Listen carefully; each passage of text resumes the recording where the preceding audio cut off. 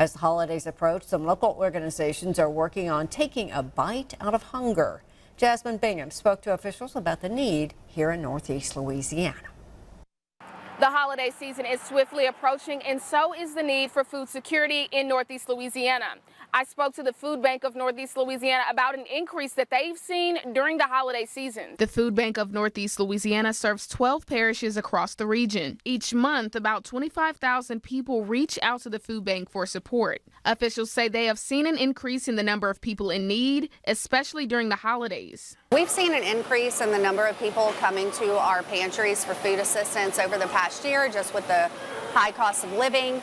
And the holiday season always brings a little bit more need in our community. This time of year, the food bank really needs the community's support by either hosting a food drive, hosting an online fund drive for the food bank, or making a donation. A local company, DSLD Homes, says they're asking for the community's support for the Take a Bite Out of Hunger food drive to make sure no family goes hungry this Thanksgiving. Not everyone has a family or friends to rely on for help, so alongside the assistance programs for buying a home, we decided to go the extra mile by asking the community to support this food drive by donating items like canned goods and non-perishable items.